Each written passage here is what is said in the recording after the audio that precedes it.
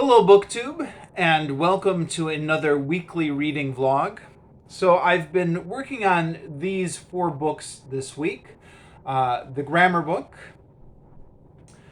the complete stories of Oz, the Histories by Herodotus, and the Hobbit by J.R.R. Tolkien. By the way, apologies for this camera showing everything in reverse image. So, by far, the bulk of my reading this week has been The Hobbit, in which I read from page 54 to page 254. 200 pages exactly, which is, a nice round number. I didn't actually plan that, as I was just sitting down right before filming this video and writing out the weekly totals. I just noticed that it happened to come to 200 exactly. Now, I probably shouldn't say this on BookTube, but 200 pages in 1 week is good for me. That's above average for me. So this took up the bulk of my reading, and the other books I read much less of, and I'll apologize for that in a second. But this book I just got into. I would wake up in the morning, have my cup of coffee, and then this book would just be the book I would grab. As well as after dinner when I'm trying to relax, this is the book that I would grab for myself. I'm not quite sure what to say about it though, because I'm making the assumption that everyone or almost everyone knows the story.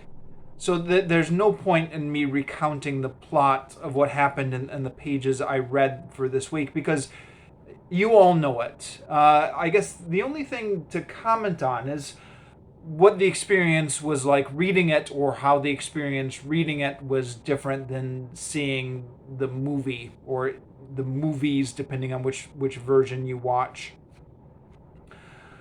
I've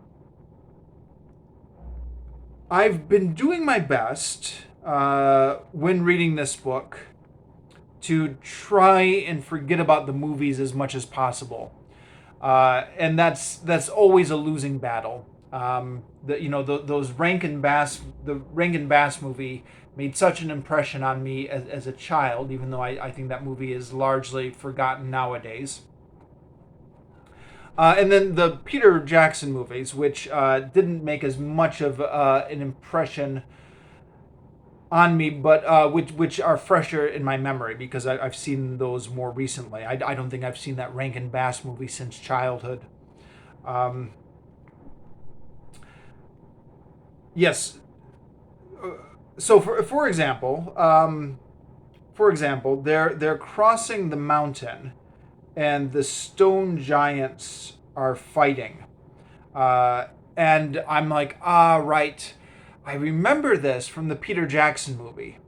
I actually read The Hobbit once before, about 20 years ago, but I don't really remember too much from my physical reading of it.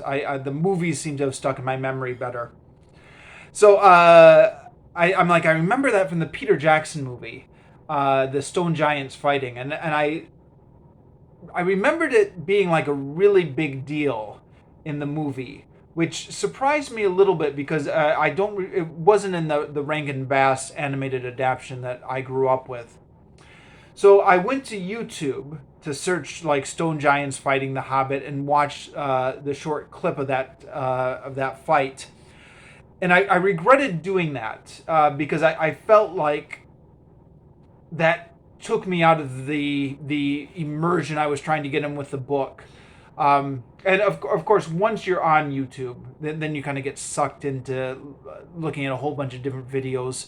I looked at a scene with the dwarves fighting the spiders, because I remember that being an intense scene from the Peter Jackson movie. But all of that was a mistake.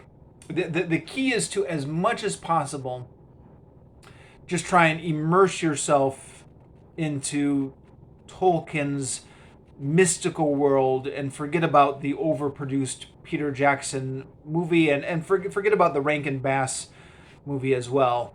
The Rankin Bass movie, I know it has its critics, but I feel like in some ways they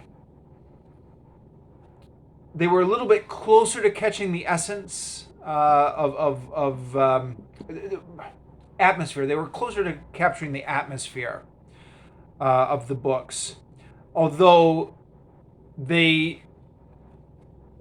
Rankin Bass movie did not have as many details, so you get a more immersive experience from the book. The Peter Jackson movie, as you know, not only had all the details, they had more details. They had added stuff in that wasn't in the book. It struck me while I was reading this. It struck me that this is a very rare case of a case where you actually get more details from the movie than you do from the book, right? Because normally you see a movie and you say, "Oh boy, that story looked pretty interesting. I think I'd like to read the book to get the full story." If you were to do that with Peter Jackson's The Hobbit, you would discover that a lot of scenes and whole subplots of that movie never even made it into were never even in the book in the first place.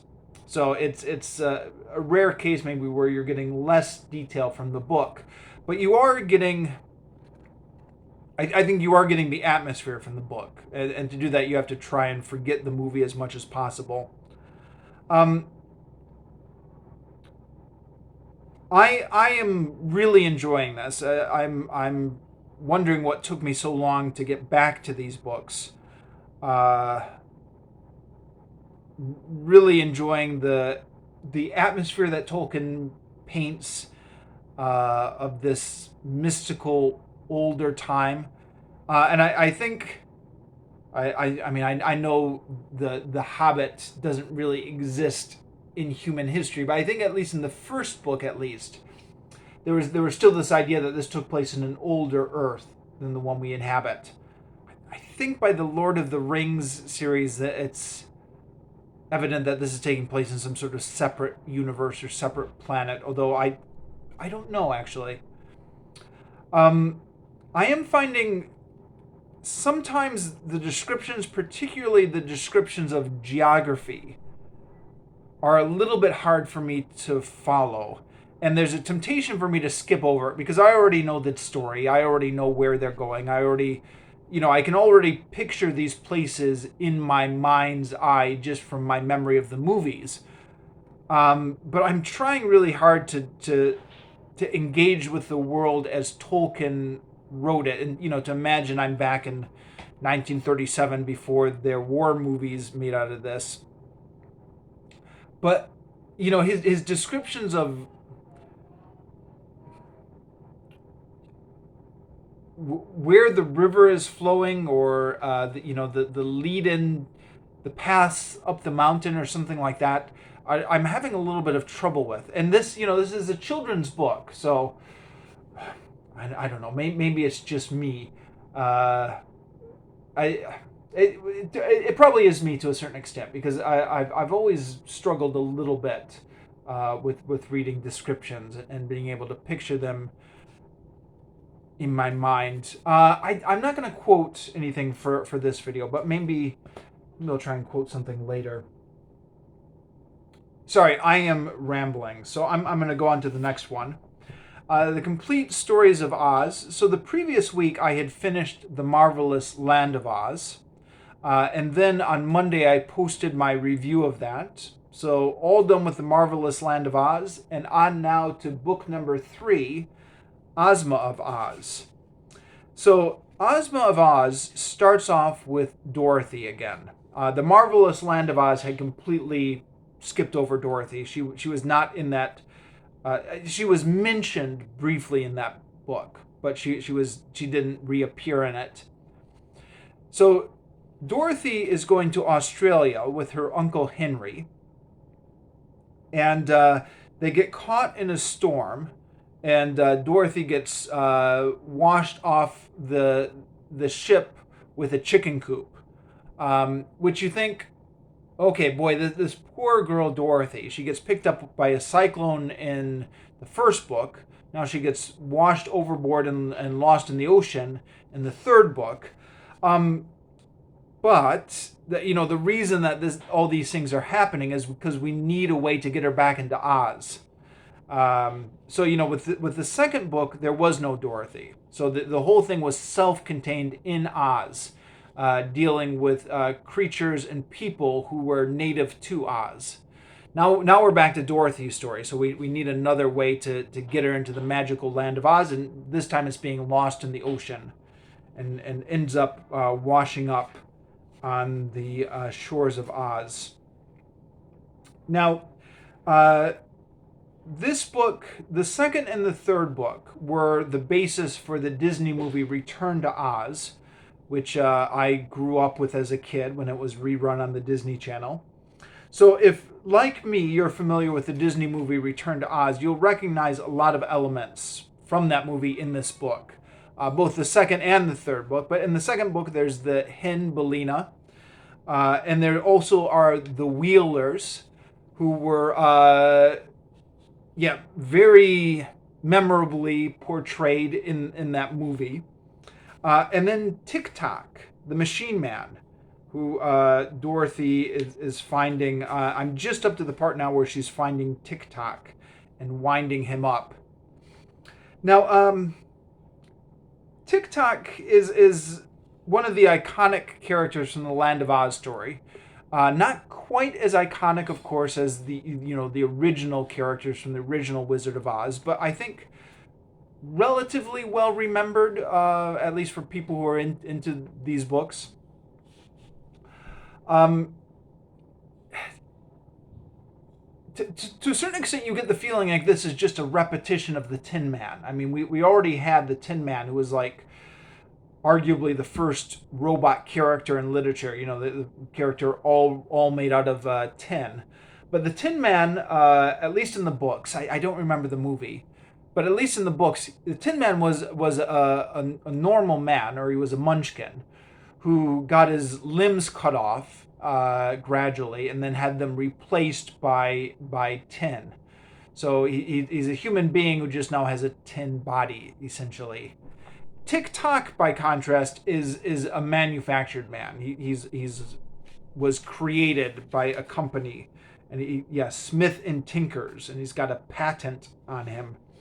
So that's a distinction, I guess. And he talks in a very mechanical type way, that's about where I left off here. And I don't actually remember. This is my second time through this book, but I don't remember well enough how his personality gets developed in the rest of the book. If he's more of a robot persona, which again would distinguish him from the Tin Man. But that's where I left off here, and I will continue on reading Ozma of Oz in this coming week.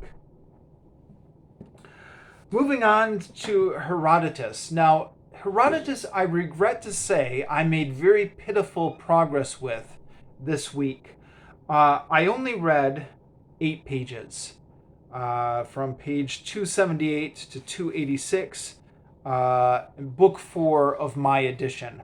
So not good progress. I had been making pretty good progress on this book when I first started it out. But as quite often happens to me, I'm lagging in the middle. This happens to me a lot with my reading. I find it more interesting to start books than I do sometimes to persevere through them, and perhaps I'm beginning to. The novelty is wearing off, and I'm beginning to lose focus, as I frequently do with books. But then, of course, the fact that I was so engrossed in The Hobbit as well also took my attention away from Herodotus this week. So I'm on book 4, and the 8 pages I read this week were his geographical segments. So he's talking about the land of Libya, which is I guess in Africa, maybe close to where modern day Libya is nowadays, and he was talking about the expeditions that were launched to try and sail around the ocean. There's an interesting map in the back of the book, the world according to Herodotus, how Herodotus views the world. Which, let me see if I can find that here. I think that's map 1. Yeah. And again, apologies. This is coming in reverse image here, so I don't know. Is this going to be valuable to highlight this?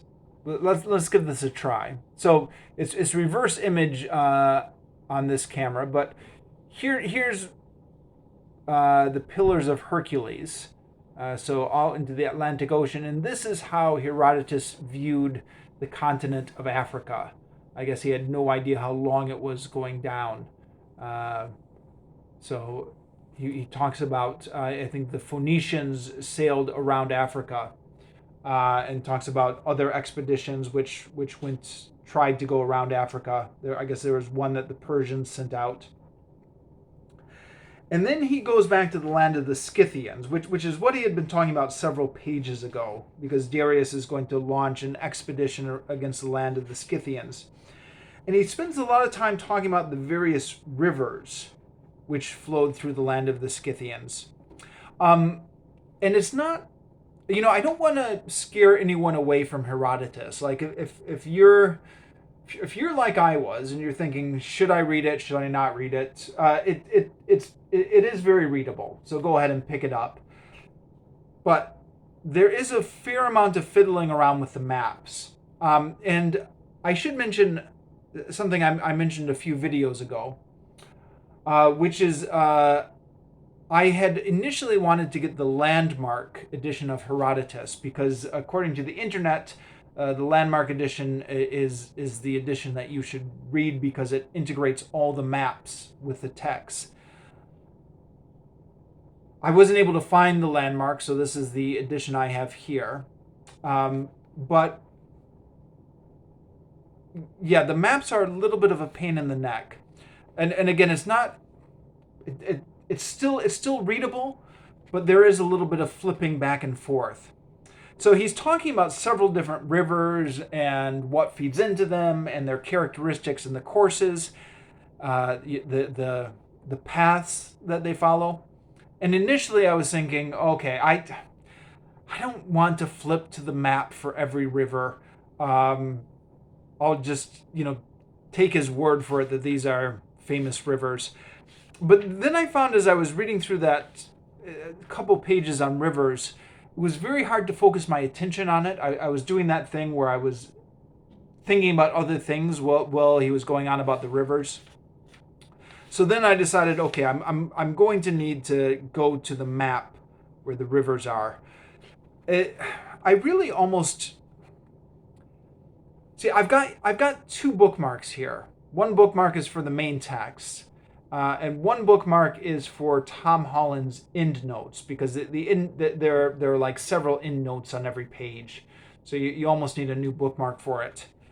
But then there are also, I don't know, like 10 pages of maps here in the back.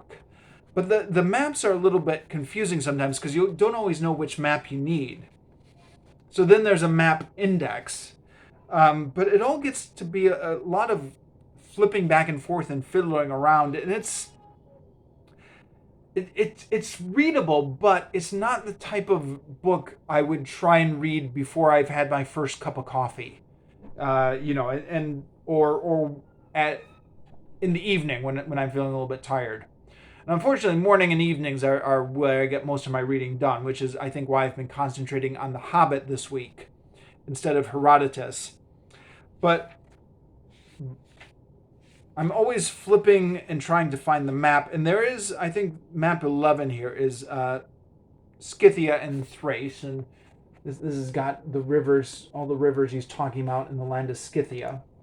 And I was able to locate most of these rivers that he's talking about in the text, except I think there's one river that's or maybe a couple that's going right through here. So this is, this is more a complaint with the publishers than with Herodotus himself. But they actually, not only this map, but all of their 2-page map spreads are very poorly laid out like this. Where was the other one? I mean, it's like that with all of them, but there was one more where this was causing me problems. Where was that one?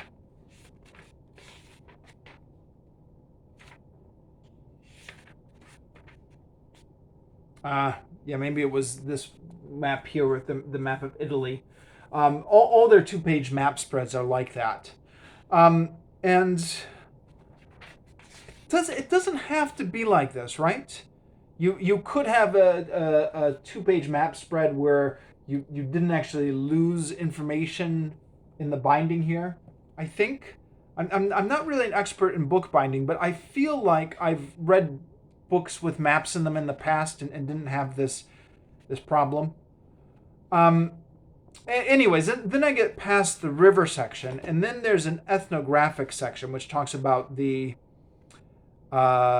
customs and religious customs of the Scythians. And then there's an end note here where Tom Holland says, okay, this is going to go on for several pages. I think it goes on through chapter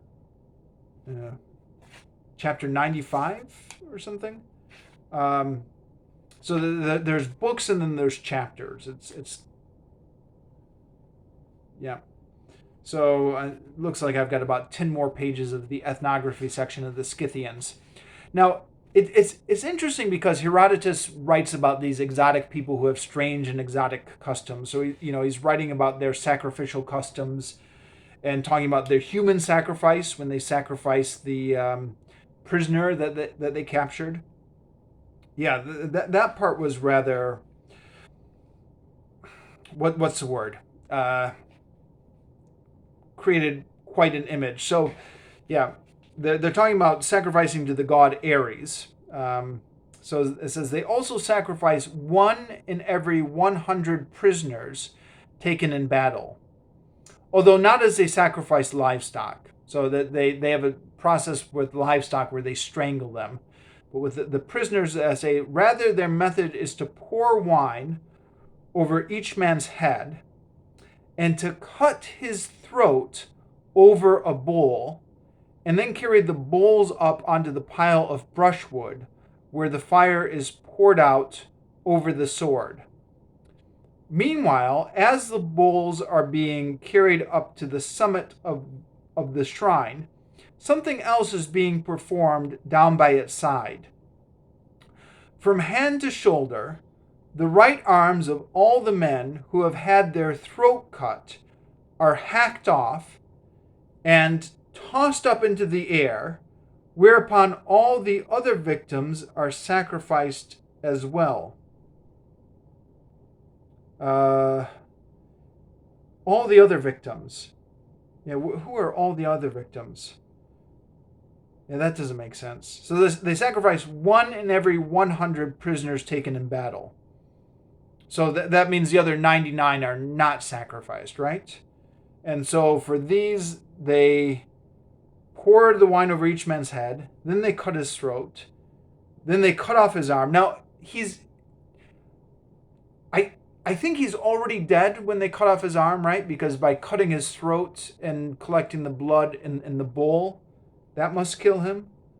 And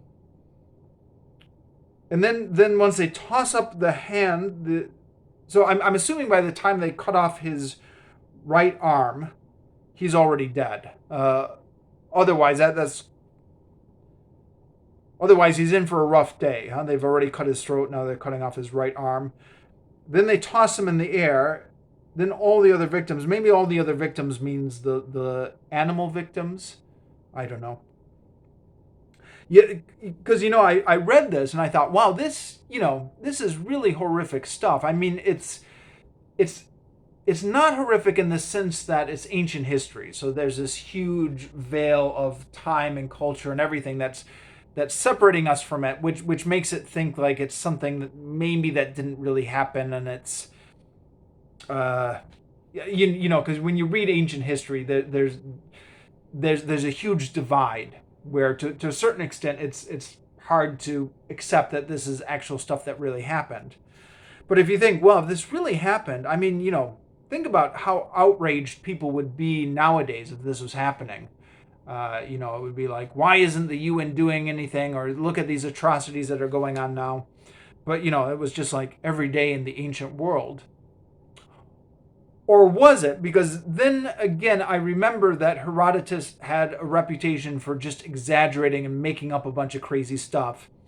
And certainly, even without the aid of the experts, it's very self-evident to just you common everyday ignorant reader like myself that he's obviously incorporating tall tales into his history.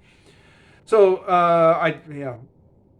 who knows how much of this is true or not? But it's interesting. So the ethnographic stuff is not all boring ethnography. It's there's some interesting stuff in it, certainly, but it's also fiddling around with the maps at the back, and it's a break from the narrative, and I think the narrative is what usually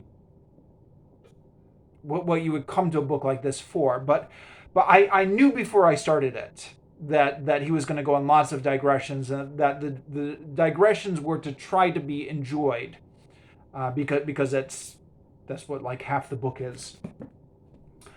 Okay, and then the grammar book. Now, this is another part where I've not done well this week. I only read 4 pages, and in fact, I read those 4 pages last night. Partly when I realized I was coming to the end of another reading week and hadn't made any progress on the grammar book.